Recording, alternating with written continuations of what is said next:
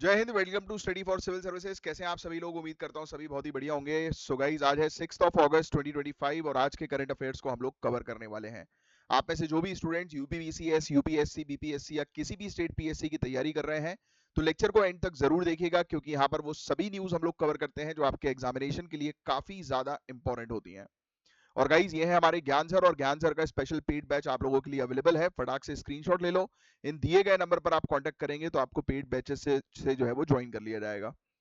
और हमारे पास आपके लिए फुल कोर्सेज अवेलेबल हैं, बिल्कुल जीरो से लेकर सिलेक्शन तक की यहाँ पर तैयारी करवाई जाती है। अगर आप UPPCS, BPSC, UKPSC, RO, BEO, UP triple SC exam या फिर इवन हरियाणा, राजस्थान, छत्तीसगढ़ पीएससी की तैयारी कर रहे हैं तो आपके लिए पेड कोर्सेज अवेलेबल हैं। दिए गए नंबर पर कांटेक्ट करिए और पेड कोर्सेज को जो है वो ज्वाइन करिए। और ये है गाइज आज के टॉपिक्स, जिनको एक एक करके काफी डिटेल में जो है वो हम लोग कवर करने वाले हैं। और टॉपिक्स में आगे बढ़ने से पहले मैं आप लोग के एक बार जो है वो कमेंट्स जो है वो देख लेता हूं, जो आप लोगों ने कमेंट्स किए हैं। किसी कोई डाउट्स है तो वो भी हम लोग जो है वो क्लियर कर देंगे। और इसी दौरान आप में से जो भी स्टूडेंट्स पहली बार इस सेशन को अटेंड कर रहे हैं तो चैनल को चेक कर लो कि आपने सब्सक्राइब किया है कि नहीं किया, और रेगुलर स्टूडेंट्स लाइक का बटन जरूर हिट करना।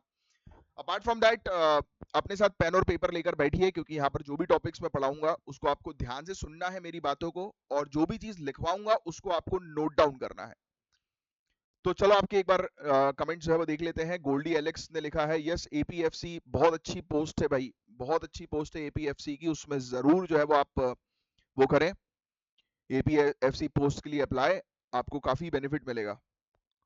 और बहुत पावरफुल पोस्ट है, क्वासी जुडिशियल अथॉरिटी होती है एपीएफसी के पास, असिस्टेंट प्रोविडेंट फंड कमिश्नर। बहुत शानदार पोस्ट है ये।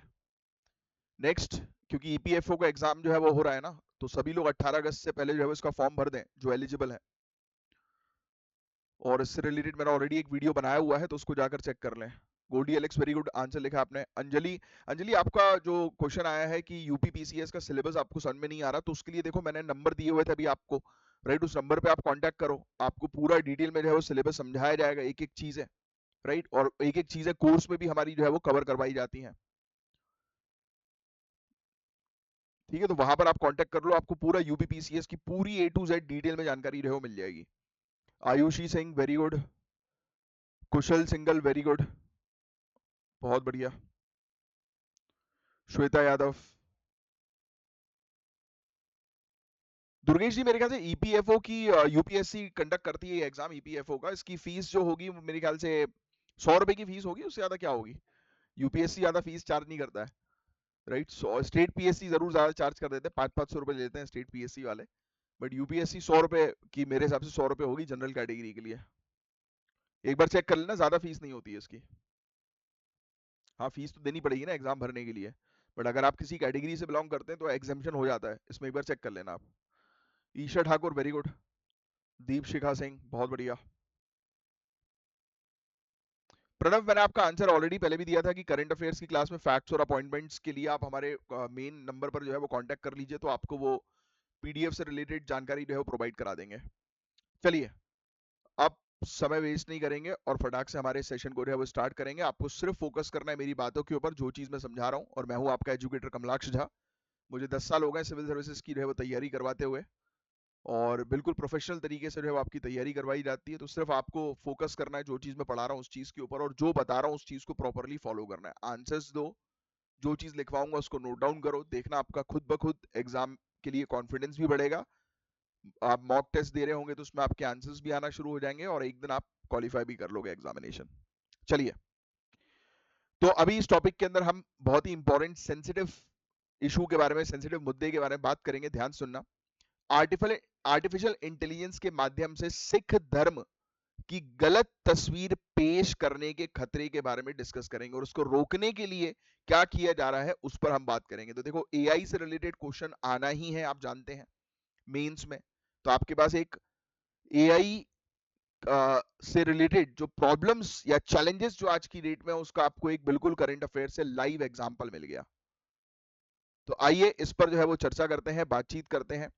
क्वेश्चन इस प्रकार से पूछा जा सकता है कि एआई का दुरुपयोग से रिलीजियस मिस इन्फॉर्मेशन किस तरह इंडियन सोसाइटी में प्रॉब्लम्स क्रिएट कर रहा है, राइट? होता नहीं कि आपस में लोगों को भिड़वाया जाता है, रिलीजियस ग्रुप्स को आपस में भिड़वाया जा रहा है, और इसके पीछे एआई का भी एक रोल है।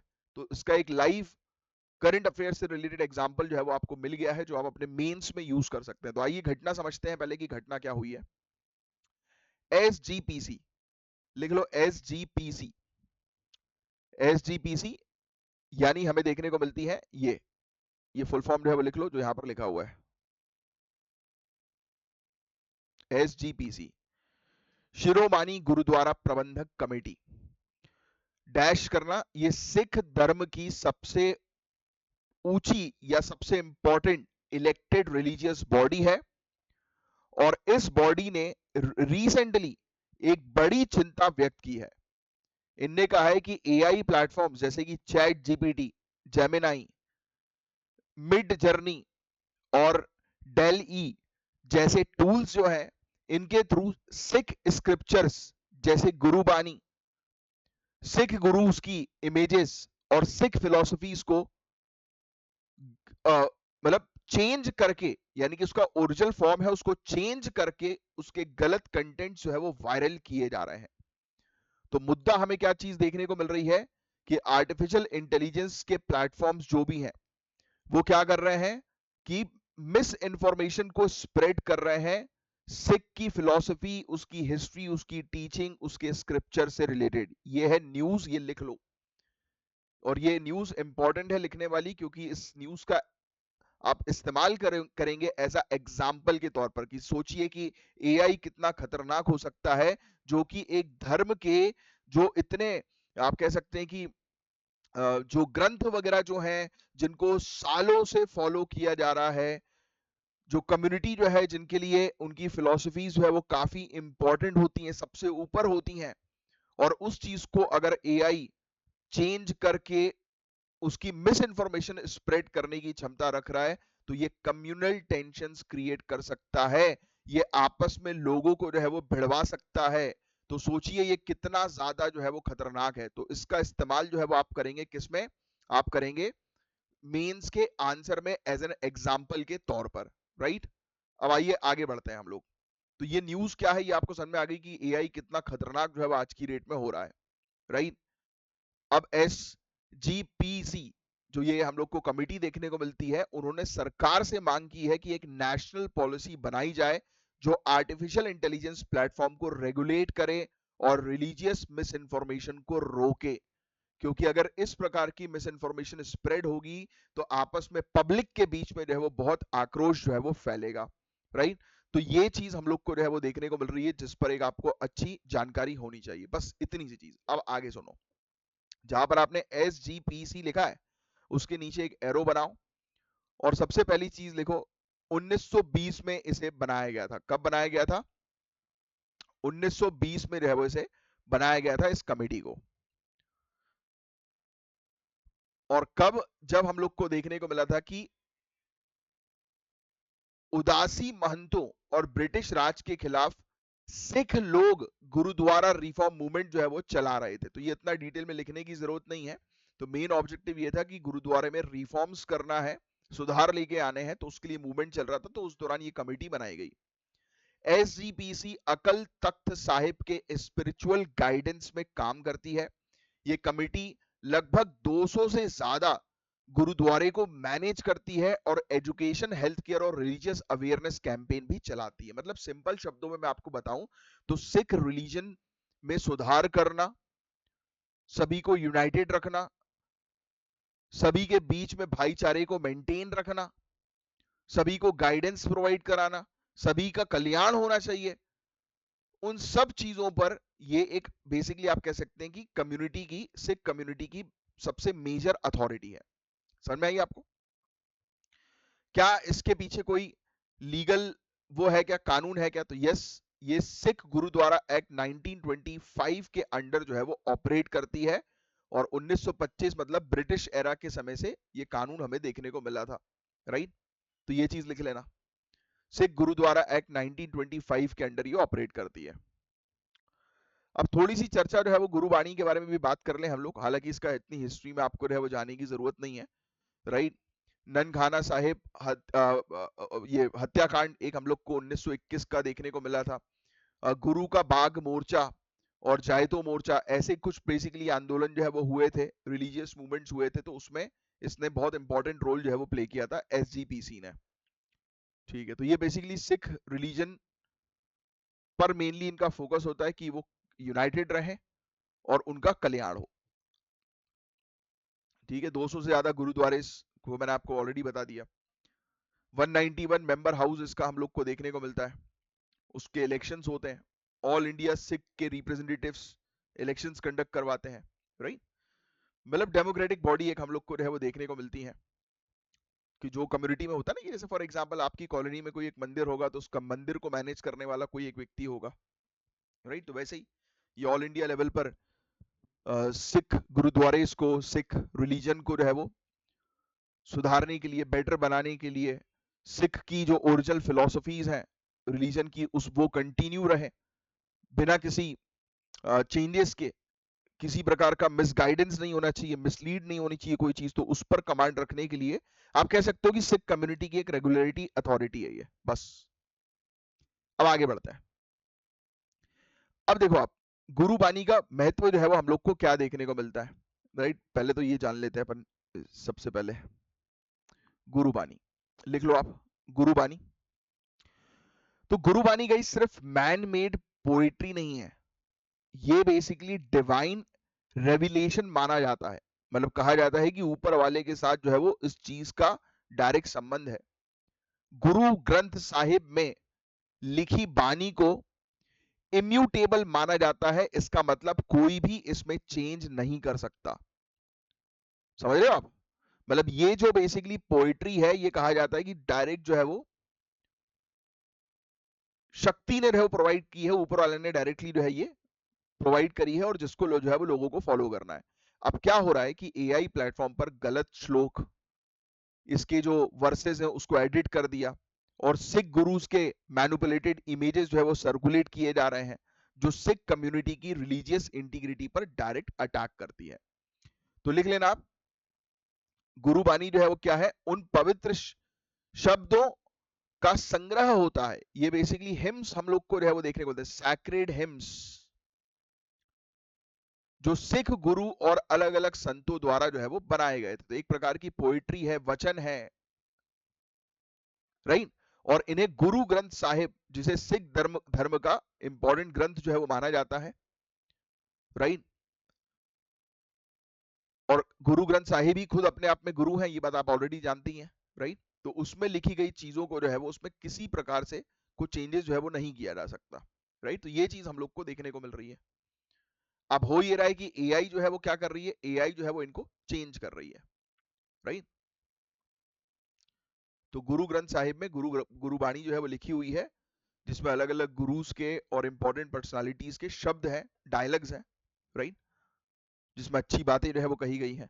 तो अब एआई प्लेटफॉर्म इसको चेंज कर दे रहा है, और एआई डेंजरस है भाई। अगर आप कंप्लीटली एआई के ऊपर अगर डिपेंडेंट हो रहे हैं ना, तो आप बहुत बड़ी गलती कर रहे हैं। मैं देख रहा हूँ काफी सारे स्टूडेंट्स जो होते हैं, वो एआई की मदद से जो है वो तैयारी करते हैं, पढ़ाई करते हैं। आपको बता दूं मैं, एआई कई बार फैक्ट्स, इंफॉर्मेशन जो है वो गलत जो है वो रखता है।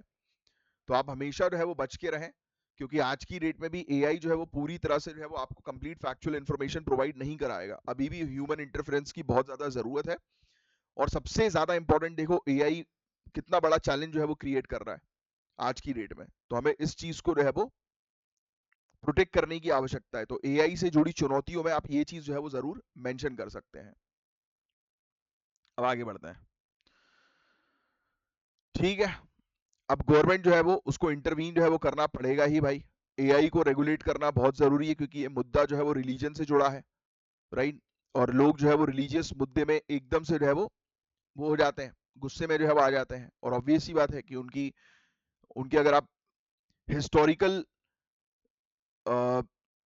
चीजें जो उनके धर्म से जुड़ी हुई हैं उसमें अगर चेंजेस लाओगे, तो ऑब्वियस सी बात है कि पब्लिक तो भड़केगी ही।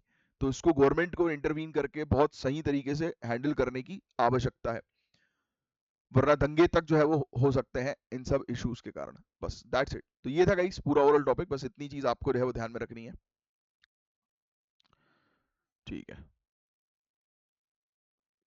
ये सब इससे रिलेटेड है। देखो मैंने आपको बताया ना, सेवा करना है, सेवा के बारे में इसमें गुरुवाणी में मेंशन्ड है, राइट। नाम सिमरन, नाम जाप, और नाम जाप तो बहुत इंपॉर्टेंट है ही आज की डेट में। देखो प्रेमानंद महाराज भी नाम जाप का जिक्र जो है वो करते हैं, क्योंकि कलयुग पहले के समय पर आप देखते होगे, अगर आपने कोई पुरानी कथा वगैरह जो है वो सुनी होगी, या पुराने अपने माइथोलॉजिकल सीरियल्स वगैरह देखे होंगे या स्टोरीज पढ़ी होगी, तो आपको पता होगा कि पहले लोग जो है वो एक टांग पे खड़े होके सालों तक तपस्या करते थे, या पेड़ के नीचे ऋषि बैठकर जो है वो ध्यान लगाते थे सालों तक, तब जाकर उनको ज्ञान की प्राप्ति होती थी, या तब जाकर वो डिवाइन पर्सनालिटी बनते थे। और आज की डेट में अगर आपको ज्ञान की प्राप्ति चाहिए, एक अच्छी पर्सनालिटी अपने आप में आपको बनाना है, और बनाना जरूरी है ही, क्योंकि आपको सिविल सर्विसेज एग्जाम क्वालिफाई करना है। तो अगर आप एक शॉर्टकट चाहते हो ना अपनी लाइफ में सक्सेसफुल बनने का, तो मैं आपको बहुत सिंपल सा एक शॉर्टकट जो है वो बताता हूँ। जो बोल रहा हूँ मेरी बात पे ध्यान देना। कुछ नहीं करना है आज की डेट में, ये चीज कंफर्म भी है कि इस कलयुग में आपको ज्यादा तपस्या करने की जरूरत नहीं। बस बैठो और नाम जाप जो है वो कंटिन्यूअस करते रहो। डिजिटल मीटर जो है वो लेकर आओ, जो भी जिस जिस भी यूनिवर्सल गॉड पर आप जो है वो बिलीव कर रहे हो, या किसी भी चीज पर आप बिलीव कर रहे हो, उनका नाम लो। जैसे मैं हूं, मैं अपना पर्सनल बताऊं तो ओम नमः शिवाय का मैं जाप करता रहता हूँ। राइट, मैं आपको बताऊंगा, आप खुद देखोगे कि आपका फोकस कंसंट्रेशन जो है वो बढ़ जाएगा, पहला पॉइंट। दूसरा, आपको जो है वो किस चीज पर जो है वो टारगेट करना है, ब्रह्मचर्या को फॉलो करो। जितना पॉसिबल हो सके ब्रह्मचर्य को फॉलो करना चाहिए। इवन गृहस्थी जीवन में भी, और प्लस आप अगर गृहस्थ नहीं है, शादीशुदा नहीं है, तो आपको तो डेफिनेटली फॉलो करना ही चाहिए प्रॉपर तरीके से। तो आप खुद ब खुद देखना कि विद इन 30 डेज आप अपने अंदर चेंजेस, 30 डेज भी ज्यादा बोल रहा हूं मैं यार, एक हफ्ते में आप खुद देखना कि आपका माइंडसेट जो है वो चेंज होना शुरू हो जाएगा। ट्राई करके देखो इसको आप, बहुत पावरफुल चीज है, बहुत पावरफुल। जो आप बोलते हैं ना हमें चीजें याद नहीं हो रही, या फिर हम इतनी मेहनत कर रहे हैं हमें सक्सेस नहीं मिल पा रही, हमारे साथ गलती होता है, गलत लोग हमारे पास आ जाते हैं। एक बार नाम जाप शुरू कर दो, और एक बार ये चीज चालू कर दो, आपकी दुनिया बदल जाएगी, इस बात की मैं गारंटी देता हूँ, गारंटी लिखित में। तो ये चीज तो इसके अंदर, अब ये गुरुवाणी के अंदर इन्हीं सब चीजों के बारे में मेंशन्ड है। देखो लिखा है, इसकी शिक्षाएं जाति धर्म और लिंग के भेद से ऊपर उठकर एक सार्वभौमिक संदेश जो है वो देती हैं। राइट, यूनिवर्सल मैसेज जो है वो देती हैं। भक्ति की प्रथाएं इसके अंदर है ना, कि डेली देखो हमें देखने को रहा कि पाठ करना है, बोलना है, अनुशासन follow, discipline is very important, ये भी लिखा है, कीर्तन करो। राइट, तो ये फंडामेंटल पार्ट्स हैं सिख के डिसिप्लिन के। नित्यनेम, तो ये सब चीजें आप उसमें पढ़ते हो आपकी जनरल स्टडीज के अंदर। ठीक है, तो अब सरकार को जो है वो हस्तक्षेप करने की सख्त आवश्यकता है इस प्रकार के मुद्दे में। एसजीपीसी ने तो फॉर्मल अपील जो है वो कर दी है मिनिस्ट्री ऑफ होम अफेयर्स को, रिक्वेस्ट किया कि भाई पॉलिसी लेकर आओ, मॉनिटर करो यार, इस तरीके से अगर एआई कांड करेगा तो दिक्कतें हो सकती है। कम्युनिटी के बीच में अवेयरनेस क्रिएट करो कि भाई इस प्रकार के अगर व्हाट्सएप, और ये भैया ये तो सिर्फ मुद्दा, ये व्हाट्सएप पे मिस इन्फॉर्मेशन, सोशल मीडिया पे मिस इन्फॉर्मेशन जो फैल रही है, वो और स्ट्रॉन्ग तरीके से फैलने लगी है आफ्टर एआई।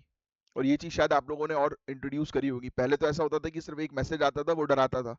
आज की डेट में बकायदा वीडियो आ रहा है, या हो ना हो मोदी जी दिखेंगे और बिल्कुल ऐसा लगेगा अरे हाँ यार तो मोदी जी ही बोल रहे हैं, है कि नहीं। तो ऐसी चीजें बड़ी डेंजरस हो गई आज की डेट में। तो एआई का इंट्रोडक्शन होना, एआई ने तो हेल्प तो करी है ही, ऑब्वियस सी बात है, बट एथिकल एआई की सख्त आवश्यकता। और मैं आपको 100% गारंटी दे रहा हूँ, एथिकल एआई से रिलेटेड क्वेश्चन आएगा ही आएगा। तो कम से कम 5,000 शब्द रेडी रखो अपने पास, एथिकल एआई, एआई से रिलेटेड आंसर लिखने के लिए 5,000 शब्द। तो दैट, क्योंकि 5,000 इसलिए बोल रहा हूँ क्योंकि ऐसे भी आएगा तो भी आप 1250 वर्ड्स आराम से हैंडल जो है वो कर सकते हो, 500 वर्ड्स आराम से हैंडल कर सकते हो, 250 वर्ड्स आराम से हैंडल कर सकते हो, और 5,000 रेडी कर लोगे तो 150 वर्ड्स तो कुछ है ही नहीं। तो कम से कम आप जो है ये मान के चलो कि 10 पन्ने का आप अपना पूरा थीसिस जो है वो एआई से रिलेटेड तैयार कर लो। मेरा मानना तो ये है। राइट, जितने भी उसके फैक्ट्स आ रहे हैं एआई से रिलेटेड एक जगह लिख लो। राइट, एआई की एक अलग से 10 पन्ने की जो है आप पूरी फाइल बना लो आप, क्योंकि इससे रिलेटेड क्वेश्चन आएगा ही आएगा भैया, आप अवॉइड ही नहीं कर सकते इससे रिलेटेड क्वेश्चन को। चलिए, और यही होती है तैयारी। अगर आपने आज से अगर इस चीज पर काम करना शुरू कर दिया तो आपके लिए चीजें जो है वो भैया आसान हो जाएंगी, बाकी आपकी मर्जी। चलिए अब आगे की बात जो है वो करते हैं। और प्रधानमंत्री नेशनल डायलिसिस प्रोग्राम, ये टॉपिक है, लिख लो, बड़ा इंपॉर्टेंट टॉपिक है। क्यों भाई लोग डायलिसिस जो है वो क्यों करवाते हैं? ऐसा क्या होता है कि लोगों को डायलिसिस करवाना जो है वो पड़ जाता है? भगवान न करे किसी की जिंदगी में ऐसा हो, बट बड़ी दर्दनाक स्थिति होती है डायलिसिस वाली। तो आइए हम जो है वो डिस्कस करेंगे इस चीज के बारे में। तो ये जो योजना है, योजना का नाम लिख लिया, अप्रैल 2016 में शुरू हुई, लिख लेना भैया, 2016 में ये योजना जो है वो शुरू की गई थी। अप्रैल 2016 में ये योजना जो है वो शुरू की गई, यूनियन बजट 2016-17 के अंडर, नेशनल हेल्थ मिशन के अंडर। तो ये नेशनल हेल्थ मिशन के अंडर आती है, लिख लेना। नेक्स्ट लाइन में लिखना ऑब्जेक्टिव, जो आर्थिक रूप से कमजोर जो लोग हैं, इकोनॉमिकली वल्नरेबल जो पेशेंट्स हैं, जिन्हें एंड स्टेज रीनल डिजीज है, लिख लेना, जो patient and stage renal disease से सफर कर रहे हैं और वो लोग जो आर्थिक रूप से कमजोर हैं, उनको फ्री डायलिसिस सर्विसेज जो है वो प्रोवाइड की जाती है इस स्कीम के तहत। तो क्या चीज सीखी आपने? 2016 की ये स्कीम नेशनल हेल्थ मिशन के अंडर जो भी आर्थिक रूप से कमजोर पेशेंट है, जो and stage renal disease face कर रहे हैं, किडनी खराब हो चुकी है, उनको फ्री डायलिसिस सर्विस जो है वो दी जाती है। ये योजना ministry of health and family welfare, लिख लेना, के द्वारा इंप्लीमेंट की जाती है।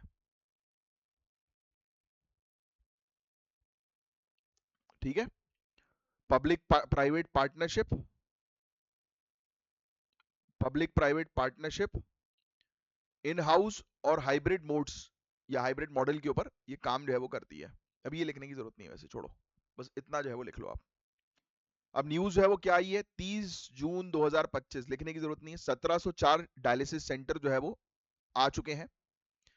Initially haemodialysis centre district hospitals में बनाए गए थे, अब इनका एक्सपेंशन कम्युनिटी हेल्थ सेंटर्स तक हो रहा है, स्पेशली ट्राइबल और रिमोट एरियाज में। यानी कि ये स्कीम मतलब अच्छी तरीके से एक्सपैंड कर रही है, अच्छी तरीके से फैल रही है। जहां जरूरत है वहां पर संसाधन जो है वो भेजे जा रहे हैं और इस स्कीम का लाभ जो है वो लोगों तक मिल रहा है। अफोर्डेबल और इक्विटेबल डायलिसिस एक्सेस देना इसका ऑब्जेक्टिव था बीपीएल फैमिलीज को। रीनल केयर इंफ्रास्ट्रक्चर को मजबूत करना, आउट ऑफ पॉकेट एक्सपेंडिचर को कम करना और डायलिसिस को रूरल और ट्राइबल एरियाज तक पहुंचाना इनके मेन ऑब्जेक्टिव थे, जो मैं आपको ऑलरेडी लिखवा चुका हूं, जो आप समझ चुके हैं, लिखने की आपको जरूरत नहीं है। अब इस योजना में डिजिटल टूल्स का काफी अच्छी तरीके से उपयोग भी किया गया, राइट? ये लिख लो आप, ये वाला digital tools, PM NDP IT portal.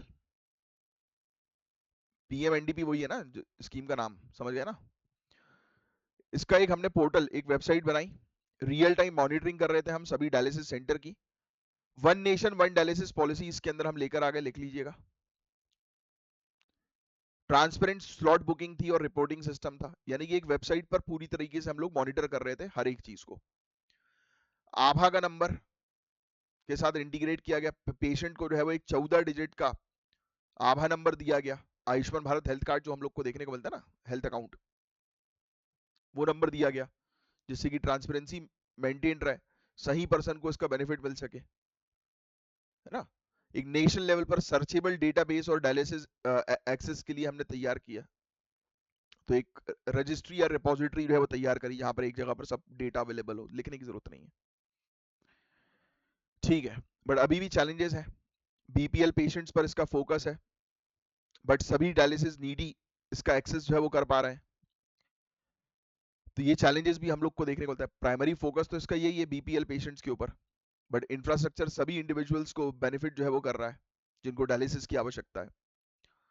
Economic burden को जो है वो रिड्यूस करने पर टारगेट जो है वो किया जा रहा है लोगों के, और भी इसमें पैसा लगाने की जरूरत है, पीपीपी को और इन्वॉल्व करने की आवश्यकता है, बस दैट्स इट। तो आपको तो बस इस स्कीम के बारे में, प्रधानमंत्री नेशनल डायलिसिस प्रोग्राम के बारे में पता होना चाहिए पूरा डिटेल में, जो काफी सही तरीके से जो है वो काम कर रही है। ये टॉपिक हमारा रिपीट हो गया। आप ऑलरेडी जानते हैं, कुछ दिनों पहले हमने डिस्कस किया था कि यूनाइटेड स्टेट्स ने इंडिया के ऊपर 25% टैक्सेस लगाने की प्लस पेनाल्टी लगाने की बात की थी, राइट? याद आ रहा है आपको? बस ये टॉपिक रिपीट हो गया, फिर से इन्होंने ये टॉपिक दे दिया। मैं आपको बस बता देता हूं, आप सिर्फ सुन लो। तो यूएस प्रेसिडेंट ने अभी इंडियन इंपोर्ट्स पर 25% टैरिफ प्लस एक्स्ट्रा पेनल्टी जो है वो लगाई है, और इसका रीजन बताया गया कि इंडिया जो है वो रशिया के साथ जो रिलेशंस बना रहा है एनर्जी में और डिफेंस में, तो उससे यूएसए खुश नहीं है और इसलिए यूएसए ने ऐसा किया। अब हम भी भाई कम खुदा नहीं है, हमने भी मिनिस्ट्री अब करेंगे भाई, हमको तुम छेड़ोगे तो साले हम तुम्हें छोड़ेंगे थोड़ी ना। मिनिस्ट्री ऑफ एक्सटर्नल अफेयर्स ने इंडिया यूएस स्ट्रेटेजिक पार्टनरशिप की स्ट्रेंथ को रीअफर्म किया, लेकिन कुछ फॉल्ट लाइंस क्लियरली इमर्ज जो है वो हो रही हैं। देखो हमने पहले तो बात करने की कोशिश करी, प्लस अभी इसका लेटेस्ट अपडेट जो चल रहा है, हालांकि इस आर्टिकल में लेटेस्ट अपडेट नहीं है, मैं आपको बता देता हूँ, कल की घटना है।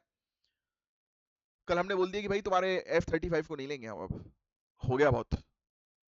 मैंने कहा भाड़ में जाओ, तुम्हें तुम्हें ज्यादा समझ में आ रही है ना कि हमें दूसरों के साथ ट्रेड नहीं करने दे रहे हो, तो बेटा अब तुम्हें पैसा नहीं मिलेगा, हम तुमसे व्यापार नहीं करेंगे।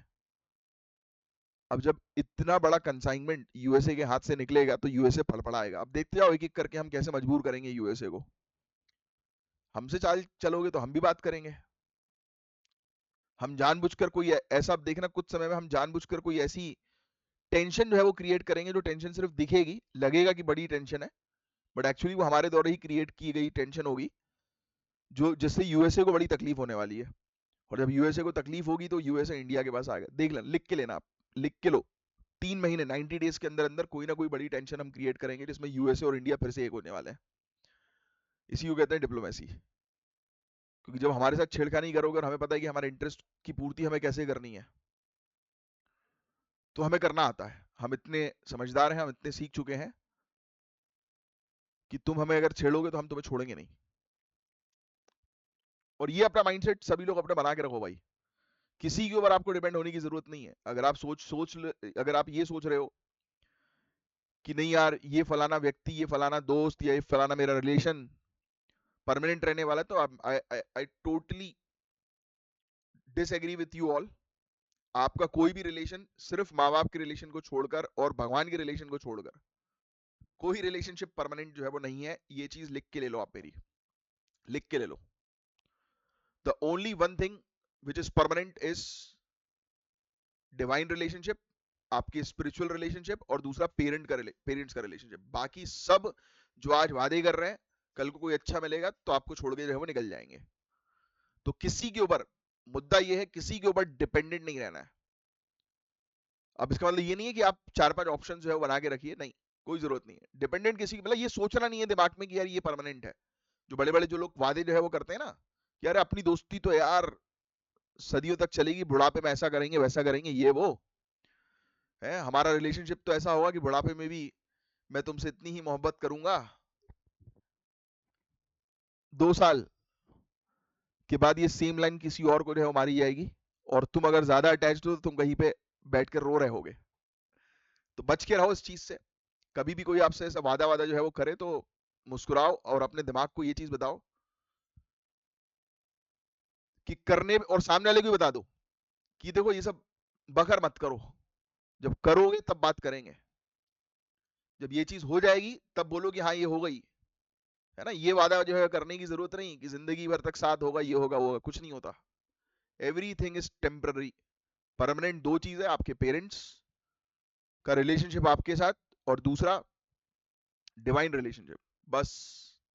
इसके अलावा सब रिलेशनशिप खराब है, सब A to Z। लोग आपसे बात करेंगे सिर्फ आपके इंटरेस्ट के लिए, जब आपकी जेब में पैसा होगा तब सब दोस्ती यारी सब अच्छी रहेगी, आप खुद आजमा लेना। और जिस दिन आपके पास पैसा नहीं है, पावर नहीं है, कुछ दिन तक साथ मिलेगा, उसके बाद किसी का साथ नहीं मिलेगा। ये सब बातें आपको लग रहा होगा नहीं ऐसा नहीं है, हमारे दोस्तों की तो बात अलग है, हमारा गैंग तो कुछ और ही है, करके देख लेना। मैं आपको बता रहा हूँ, कितना भी अच्छा गैंग हो, 2 साल में जो है वो निपट जाएगा। अगर आपने 2 साल तक अपने अच्छे बेस्ट फ्रेंड को बोल दिया कि यार मेरे पास पैसे नहीं है यार, हर जगह पार्टी में जाओ और सिर्फ उससे बोलो कि यार तू पैसा दे, मैं नहीं दे पाऊंगा यार, मेरे पास नहीं है, सिर्फ 2 इयर्स, ज्यादा बोल रहा हूं मैं, 6 महीने में उसका रंग बदलना शुरू हो जाएगा, आपको खुद दिख जाएगा। खुद देख लेना, ऑब्जर्व कर लो। नेक्स्ट, तो यही चीज है कि यूएसए हमारे साथ छेड़खानी करेगा, हम उसको जो है वो तोड़ देंगे भैया। रशिया के साथ हमारे रिलेशनशिप S-400 को लेकर है, आपको ऑलरेडी जो पता है, मैं आपको ऑलरेडी पहले भी जो बता चुका हूं। ये देखो S-400 surface to air defence missile system, बहुत इंपॉर्टेंट। अब यूएसए क्या था, अब ट्रम्प आ गया ना, ट्रम्प आया तब से ये प्रॉब्लम हुई, क्योंकि ट्रम्प थोड़ा सा सन की खोपड़ी वाला आदमी है। वो चाहता है कि सिर्फ, वो जेलस है, जेलसी रखता है थोड़ा सा, वो चाहता है कि मेरे साथ ही रहो तुम, किसी और के साथ नहीं है। क्यों नहीं रहे भाई, सबके साथ रहेंगे। लोग करते हैं अक्सर रिलेशनशिप में, अपने सभी दोस्तों का है वो साथ छोड़ देते हैं और बेचारे खुद अकेले हो जाते हैं। फिर एक टाइम पर जिसके लिए दूसरों को छोड़ा, वही तुम्हें छोड़ के निकल जाती है। फिर तुम बेचारे अकेले बच जाते हो। तो इसलिए ऐसा ना हो तुम्हारे साथ, तो अपने आप को स्ट्रांग बनाओ। तो इंडिया ने अपने आप को स्ट्रांग बना दिया, हमने बोला कि कर ले जो तुझे करना है। हम तो रशिया से भी मिलेंगे, क्योंकि रशिया के पास वो क्वालिटी है, और तुमसे मिलना है तो तुमसे भी मिल लेंगे। बट हाँ, हमें रेस्ट्रिक्ट मत करो, बांधने की कोशिश मत करो। मुझे बांधोगे तो मैं तुम्हें छोड़ूंगा नहीं, बंधन पसंद नहीं है। तो इंडिया ने S-400 मिसाइल सिस्टम खरीदा रशिया से। डिस्काउंटेड रशियन क्रूड ऑयल भी इंपोर्ट हो रहा है। हम भैया रशिया से तेल भी खरीद रहे हैं, ये हमारे लिए है ना यार, ये हमारी चीज है। हम क्यों तुमसे महंगा सामान खरीदे, तुम मेरे दोस्त हो तो क्या तुमसे महंगा खरीदें? हमें कहीं और सस्ता मिल रहा है तो हम वहां से खरीदेंगे, और वाकई में तुम अगर दोस्त हो तो तुम सस्ता दो, और तुम सस्ता और अच्छा दोनों दो, तब खरीदेंगे भाई। ऐसे थोड़ा ना कि दोस्त ने जो है वो दुकान जो है वो डाल दी तो उसी की दुकान से लेना, भले नुकसान हो रहा हो। ये बेवकूफी होती है, और दोस्त तुम्हारा काट रहा है मतलब। तो यूएस ने इनडायरेक्टली प्रेशर डाला, कार्ड सा सैंक्शन और टैरिफ के जरिए हमारे ऊपर, पहले भी हो चुका है ये, और ये ट्रम्प के समय भी होता है, ये सब चीजें देख लीजिएगा। नेक्स्ट, यूएस ने textile, James, telecom, auto parts पर 25% इंपोर्ट ड्यूटी लगा दी, और इंडिया पे एक्यूजिशन है कि एवरेज टैरिफ रेट जो है वो 17% है, जो दुनिया में सबसे ज्यादा है। अब इंडियन प्रोडक्ट्स पे टोटल कॉस्ट 38% जो है वो बढ़ चुकी है। अभी इंडिया वापस देखेना, सब चीजें मैनेज कर लेगी, कुछ दिनों की बात है बस। यूएसए को चिंता है कि इंडिया का रशिया और चाइना के साथ ब्रिक्स में एक्टिव होना। जलता है ना यूएसए, मजनू जलता है, यही वाली कहानी है बस। बस यही चीज है। तो एक्सपोर्ट कॉम्पिटिटिवनेस जो है वो कम हो रही है, specially textile, leather, jewellery sector में। एमएसएमई जो हैंडीक्राफ्ट्स और कपड़े में काम करते हैं, उनकी इनकम और एम्प्लॉयमेंट पे इफेक्ट हो रहा है। ग्लोबल सप्लाई चेन जो है वो शिफ्ट हो रही है, मेक इन इंडिया पे नुकसान हो सकता है। तो इन सब चीजों के चैलेंजेस हैं, बट मुझे लगता है कि शॉर्ट टर्म चैलेंजेस ही हैं, क्योंकि हम इस पर जो है वो जीत वापस हासिल कर लेंगे। हमें ऑलरेडी पता है कि किस तरीके से इसको हैंडल करना है। कुछ नहीं करना, एक छोटी सी टेंशन क्रिएट जो है वो करनी है, जिसमें हमारे रिलेशनशिप दोबारा से अच्छे हो जाएंगे, और कुछ नहीं है बस। तो ये था ओवरऑल टॉपिक, होपफुली आपको चीजें समझ में आई होंगी। अब आओ, अब नेक्स्ट पे आते हैं अपन। अरे ये टॉपिक बड़ा इंपॉर्टेंट है, क्योटो प्रोटोकॉल। मैंने आपको याद है कुछ समय पहले बोला था क्योटो प्रोटोकॉल अच्छे से पढ़ो, इससे रिलेटेड क्वेश्चन आएगा। देखो मल्टीपल टाइम ये क्योटो प्रोटोकॉल टॉपिक रिपीट हो रहा है। जीएस पेपर 3 के एनवायरमेंट वाले सब्जेक्ट में आपको पढ़ाया जाता है क्योटो प्रोटोकॉल के बारे में। अगर नहीं पढ़ाया है तो पूछो भैया क्यों नहीं पढ़ाया गया है, और अगर चल रहा है एनवायरमेंट की क्लासेस तो अच्छे से पढ़ो, नोट डाउन कर लो क्योटो प्रोटोकॉल। नोट करना, जब पढ़ाएंगे तो ध्यान देना उस टॉपिक पे, क्योंकि जीएस का टॉपिक है Kyoto protocol.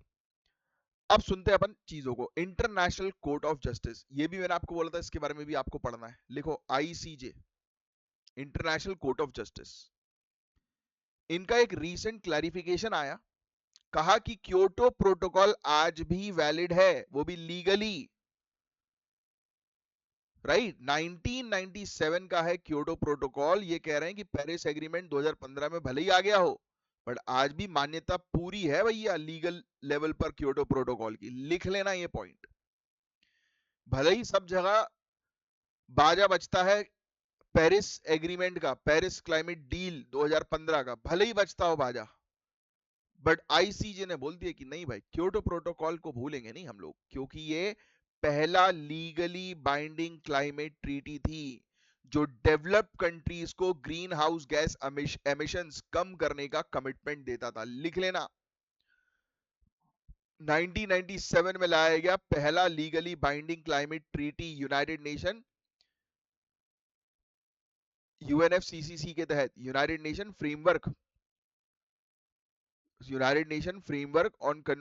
Framework convention on climate change, UNFCCC, United nation framework United nation framework,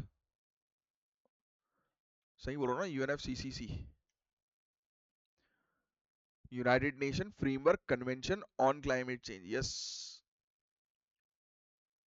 ये बहुत सारी फुल फॉर्म वगैरह जो है वो पूरे याद रखना जो है वो जरूरी है। और जहां पर भी मुझे हल्का सा भी थोड़ा भी कंफ्यूजन होता है इसलिए मैं पहले जो है वो बोल देता हूँ आपको, क्योंकि ये क्या होता है भाई, कई बार अक्सर मैंने देखा है कि, मैं किसी का नाम नहीं लूंगा, बट फैकल्टीज कई बार क्या करते हैं, बड़ा स्टाइल मारने के चक्कर में कई बार गलत फैक्ट्स, गलत इंफॉर्मेशन जो है वो प्रोवाइड करा देते हैं अपने स्टूडेंट्स को। बट मेरे को जहां पर भी डाउट जो है वो लगता है, मैं पहले क्लियर कर देता हूँ कि भाई इसको एक बार क्रॉस वेरीफाई कर लो। ये बड़ा इंपॉर्टेंट टॉपिक है भाई। क्योटो प्रोटोकॉल 1997 में पहली बार लीगली बाइंड किया गया, यूएनएफसीसी के अंदर क्लाइमेट ट्रीटी किया। भाई ग्रीन हाउस गैस एमिशन को कम करना है, डेवलप कंट्रीज को कहा गया कि बेटा बहुत पोल्यूशन कर दिया तुम लोगों ने, तुम्हें ग्रीन हाउस गैस को जो है वो कम करना है। देखो लिखा है, बी पॉइंट पढ़ लो, बी पॉइंट लिख भी लो। टारगेट्स कहा गया 2008 से 12 का टारगेट था और 12 से 20 का टारगेट था, दो टारगेट्स थे, इसके लिख लीजिएगा। आईसीजे ने कहा कि अगर कोई कंट्री अपने क्लाइमेट टारगेट्स अचीव नहीं करती तो उस पर इंटरनेशनल लीगल लायबिलिटी हो सकती है, चाहे वो बाइंडिंग ना हो, लेकिन मॉरल और लीगल प्रेशर तो होगा ही। मतलब कुल मिलाकर आईसीजे अब ये बोल रहा है कि भैया अब कुछ भी हो जाए, अब सब कंट्रीज को जो है वो अब लीगली हम लपेटे में जो है वो लेंगे, क्योंकि आप क्लाइमेट चेंज जो है वो कर रहे हैं और इससे पूरे दुनिया भर को नुकसान है। तो भैया तालियां बज जाए आईसीजे जे के इस डिसीजन के लिए, तालियां बज जानी चाहिए, बहुत बढ़िया डिसीजन लिया आईसीजे ने। क्योटो प्रोटोकॉल को पता है भगा क्यों दिया था, एक तरफ तरफ जो है वो क्यों कर रहा था, क्योंकि यूएसए ने इसको रेक्टिफाई नहीं किया, और सभी लोग यूएसए चाचा बोलते रहते थे, अंकल सैम अंकल सैम, सभी पीछे उसके पड़े रहते थे। अब यूएसए ने कर दिया सबका बंटाधार, बोल दिया यूएसए ने अमेरिका फर्स्ट पॉलिसी, भाड़ में जाओ तुम लोग साले गरीब लोग। करता है ना, ये किया इसने, देखिए आप। अब वो बोल रहा है कि हम नहीं रोकेंगे, तो अब आईसीजे बोल रहा है कि नहीं बेटा, अब रुकना तो सबको पड़ेगा, अगर नहीं रुकोगे तो फिर बेइज्जती करेंगे हम कि देखो ये कितना पलीत आदमी है, पॉल्यूशन कर रहा है। होता नहीं है। देखो एक एक चीज होती है किसी को पेनल्टी करना किसी के ऊपर, कि आपने जो है वो गुटखा खा के थूक दिया, कोई गुटखा खा के थूक रहा है तो उसको आप आपने पेनल्टी लगा, लाओ 500 रुपए लाओ जुर्माना। वहीं दूसरी तरफ ग्रुप में किसी ने गुटखा खा के थूक दिया, उसको चार लोग देखकर ऐसे मुंह बनाए, छी यार कैसा आदमी है ये, समझ रहे हो आप?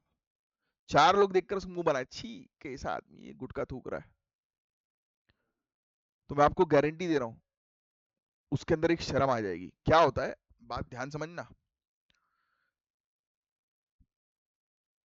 जिस इंसान के पास पैसों की धौस होती है ना, तो वो थूक कर निकालेगा 500 रुपए, बोलेगा ले रख, और पूरे दिन भर थूकता रहेगा, पैसों की धौस। और वहीं पैसा है बट उसे थूका और चार लोग अगर देख के बोले छी कैसा आदमी है, गुटखा थूक रहा है, तो शर्म के बारे नेक्स्ट टाइम वो पी जाएगा, थूकेगा नहीं। समझ रहे हो आप? This is the case. तो अब आईसीजे इस तरीके से यूएसए को मॉरली जो है वो डंडा कर रही है यूएसए के ऊपर, जो कि सही है। इवन कनाडा जापान जैसी कंट्रीज ने ऑप्ट आउट कर दिया था क्योटो से, निकल गई थी। तो बड़ी बड़ी जब कंट्री निकली तो सब छोटी कंट्रीज ने, ये देखो लिखा हुआ है यूएसए ने, ये वाला थर्ड वाला पॉइंट देखो, क्यों प्रोटोकॉल को डिसमिस किया गया। अब ये सब कंट्रीज का कहना है कि चाइना जैसी डेवलपिंग कंट्रीज पे बाइंडिंग टारगेट्स नहीं होने से पूरे दुनिया भर के क्लाइमेट गोल्स अचीव नहीं हो सकते। फिर रिजल्ट ये हुआ कि पेरिस एग्रीमेंट लाया गया, जिसने वॉलंटरी टारगेट्स डिसाइड जो है वो किए। याद आ रहा है, intended nationally determined contribution, INDC, जिसको अब एनडीसी के नाम से जानते हैं हम लोग। तो सभी लोग जो है वो पेरिस क्लाइमेट एग्रीमेंट की तरफ देखने लगे, बट जो मेन जिससे ये पूरी चीजें शुरू हुई थी उसको लोग भूल गए। तो अब आईसीजे ने उसको याद दिला दिया। अब आईसीजे ने याद दिलाया है तो आपके एग्जाम के लिए टॉपिक बड़ा ही इंपॉर्टेंट है। तो बस यही था पूरा ओवरऑल टॉपिक। ठीक है। अब यार ये अपना घर इनिशिएटिव, ये दूसरा टॉपिक आ गया यार, इन लोगों ने दो टॉपिक एक साथ लिख दिए। सुनो सुनो भैया, ये दूसरा टॉपिक है, ठीक है ना, अपना घर इनिशिएटिव। लिखो नेक्स्ट टॉपिक, अपना घर इनिशिएटिव, दूसरा टॉपिक है ये। एक ही टॉपिक के अंदर दो दो टॉपिक छाप दिए, हो जाता है ऐसा कभी कभी। लिख लो भैया, अपना घर इनिशिएटिव नेक्स्ट में लिखना है ना, आईसीजे वाला टॉपिक और अपना क्योटो प्रोटोकॉल वाला खत्म हो गया है। आज पढ़ लेना क्योटो प्रोटोकॉल को डिटेल में, यूएनएफसीसीसी को पढ़ना है, पेरिस क्लाइमेट चेंज को पढ़ना है और आईसीजे, इन 4 चीजों के बारे में पढ़ना है आपको, ठीक है। ये आपके टास्क है। अब लिखो अपना घर इनिशिएटिव। इंडियन गवर्नमेंट के petroleum and natural gas ministry ने इसको लॉन्च किया। किस मिनिस्ट्री ने लॉन्च किया? Petroleum and natural gas ministry, लिख लो। Ministry of petroleum and natural gas के द्वारा इस इनिशिएटिव को जो है वो लॉन्च किया गया है, अपना घर इनिशिएटिव। नेक्स्ट लाइन में लिखना है ट्रक ड्राइवर्स के कल्याण के लिए है भैया ये। ट्रक ड्राइवर के कल्याण के लिए इनिशिएटिव है। ट्रक ड्राइवर के लिए रेस्ट हाउस बनाया जा रहा है हाईवेज के ऊपर। Truck drivers long distance drive करते हैं। अब भाई लंबे समय तक इंसान जब गाड़ी चलाता है ना तो नींद आ जाती है, या नींद नहीं भी आती तो भी पता है एक चीज होती है, मैंने पर्सनली इस चीज को ऑब्जर्व किया, फट गई थी मेरी। जो जैसे अपना यमुना एक्सप्रेस वे है ना, मैं वहां जा रहा था, क्या बोलते हैं, मैं भोपाल से पहले दिल्ली गया था और दिल्ली से फिर मैं ऋषिकेश गया था। तो मेरी वाली जो ट्रिप थी, तो उस ट्रिप में मैं, एक यमुना एक्सप्रेस वे पड़ता है बीच में, और ऐसा है कि बिल्कुल सीधा रोड, गाड़ी जो है वो, मतलब ये मान के चलो कि एक्सीलेटर पे चम्मच दबाया अपन ने, पैर लगाया एक्सीलेटर पे, बस चालू छोड़ दिया। इसमें बताओ क्या होता है, कई बार एक ही जगह पर आप स्ट्रेट जो है वो देखते रहते हो, बिना कहीं इधर उधर जो है वो देखे, आपका फोकस उधर रहता है ना, तो आपका बेसिकली आंखें और माइंड का कोऑर्डिनेशन सही नहीं हो पाता फिर, पता है। मैंने अचानक से जो है वो पता ये फील किया कि यार मुझे आगे पूरा ही खाली रोड क्यों दिख रहा है, सिर्फ ना मुझे पेड़ दिख रहा ना कुछ दिख रहा। फिर मैंने जो है फिर एक जगह पे मुझे एक थकान टाइप की होने लगी, यानी कि आपका माइंड जो है वो सो जाता है, आपकी आंखें खुली रहती है बट आपका माइंड सो गया। अचानक से बीच में कुछ भी आ जाएगा, आप कंट्रोल नहीं कर पाओगे। फिर मैंने फिर गाड़ी रोकी वहां पे भाई बीच में, 10 एक मिनट जो है वो रेस्ट किया, चाय वाय पी, फिर मैं आगे बढ़ा। तो अब सोचो ट्रक ड्राइवर्स जिनका तो काम ही ये है दिन रात का, अपन तो फिर भी कभी कभी टूर पे निकलते हैं, truck drivers long distance drive करते हैं, कई बार हाइजीन मेंटेन नहीं हो पाता, वॉशरूम सही तरीके के अवेलेबल नहीं है, सोने की व्यवस्था नहीं है, अब क्योंकि लोग तो वैसे भी गाड़ियों में ही सोते हैं, है ना, तो वाली चीजें होती हैं। तो उनके लिए बोल रहे हैं कि नहीं यार, सही उनको रेस्ट हाउस जो है वो प्रोवाइड किया जाए कि जहां पर वो रेस्ट कर सकें। तो इससे रोड सेफ्टी और ट्रक ड्राइवर की हेल्थ दोनों पर जो है वो रहेगा। क्योंकि अगर पता लगे ट्रक ड्राइवर ही सो गया और सामने एक गाड़ी चल रही है बेचारी, तो पीछे से जब ट्रक चढ़ जाएगा उस गाड़ी में, तो ट्रक ड्राइवर और ट्रक को तो उतना कुछ नहीं होगा, वो तो बन भी जाएंगे, बट जो सामने कुचला होगा उसकी तो फिर हालत खराब, जान चलेगी, वापस नहीं आ पाएगा ना। तो रोड सेफ्टी को भी ध्यान में रखना है।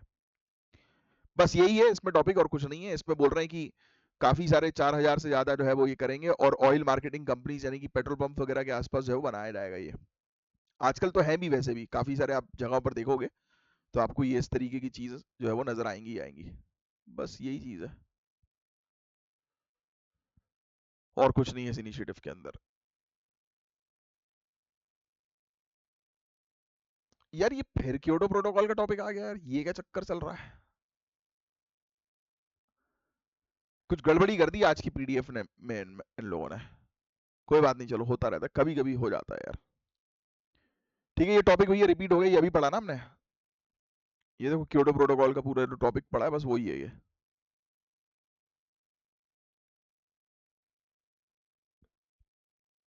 हाँ, ये आईसीजे का क्लैरिफिकेशन वगैरह हो गया। ये हटा दो भैया, ये टॉपिक जो है इनका फिर से रिपीट हो गया। अपना घर इनिशिएटिव और क्योटो प्रोटोकॉल दोनों अपन पढ़ ही चुके हैं। तो आज आप पढ़ लेना अच्छे से क्योटो प्रोटोकॉल के बारे में, बहुत इंपॉर्टेंट टॉपिक है। टारगेट्स मैंने आपको बताई दिए हैं, याद रखना है। पेरिस एग्रीमेंट पढ़ना है, और क्या बोला था, यूएनएफसीसीसी के बारे में पढ़ना है, और क्या बोला था, आईसीजे। ये 4 चीज का टास्क है इस टॉपिक के अंदर, वो आपको पढ़ने के लिए मैंने कहा। हाँ, अब ये नेक्स्ट टॉपिक ये ग्रीन टेक्नोलॉजी से रिलेटेड है। हम आज की डेट में रेन्यूएबल एनर्जी पर काम करने पर फोकस कर ही रहे हैं, बस उसी से जुड़ा ये टॉपिक है, कुछ भी नहीं है इस टॉपिक के अंदर।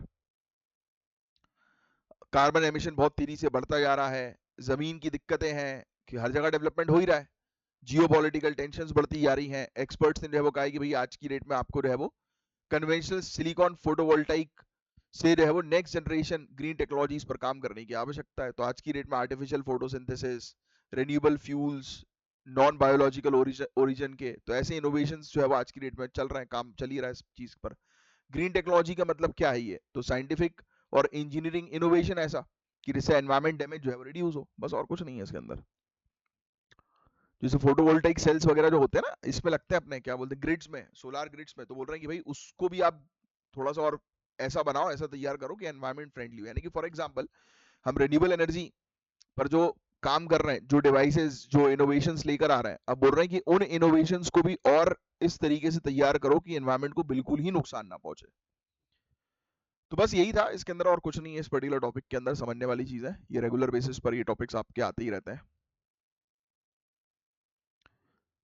ठीक है, तेजी से सोलार इंस्टॉलेशन हम लोग कर रहे हैं, पूरे दुनिया भर का कार्बन डाइऑक्साइड लेवल अभी भी जो है वो बढ़ ही रहा है, रुक थोड़ा ना रहा है। तो उसके लिए बोल रहे हैं कि भाई और अच्छी टेक्नोलॉजीज पर काम करने की आवश्यकता है। न्यूक्लियर मेरे हिसाब से सबसे अल्टीमेट टेक्नोलॉजी है nuclear. Mouse dear, mouse dear, इसकी फोटो देखना, बढ़िया प्यारा सा दिखेगा ये। माउस डियर नाम से अच्छा लग रहा है, माउस, माउस डियर। हिरण की फैमिली का है ये, है? तो माउस डियर, अच्छा ट्रू डियर फैमिली का नहीं है, डियर बस इसका नाम जो है वो रखा गया है, बट ये ट्रू डियर फैमिली से इसका कोई लेना देना नहीं है। इसकी फोटो जो है वो देख लेना एक बार। इंडिया में और साउथ एशियन कंट्रीज में ये पाया जाता है, south east Asia, Vietnam, Thailand में, और अफ्रीकन स्पीसीज भी इसकी एक हम लोग को देखने को मिलती है, सेंट्रल और वेस्ट अफ्रीका में पाई जाती है। स्लोवेनिया के बारे में जो है वो मेंशन्ड है यहाँ पर। स्लोवेनिया ज्योग्राफी से रिलेटेड क्वेश्चन है। कहाँ पर है स्लोवेनिया? नाम सुना सुना लग रहा है आप लोग को, स्लोवेनिया कई बार आपने सुना होगा।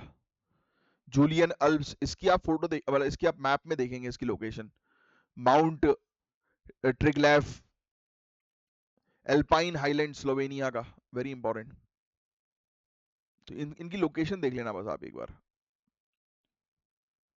सावा, ड्रावा, मुरा, ये सब रिवर्स के नाम है। डेन्यूब बेसिन, ठीक है। इंडिया का डिजिटल पब्लिक इंफ्रास्ट्रक्चर से रिलेटेड एक क्वेश्चन है, मेंस का ट्राई करना इसका आंसर देने की। सॉरी। तो बस आज के लिए इतना ही था गाइस, अब मिलेंगे हम लोग नेक्स्ट लेक्चर में। तब तक के लिए bye bye, take care, have a great day ahead. जय हिंद, जय श्री महाकाल।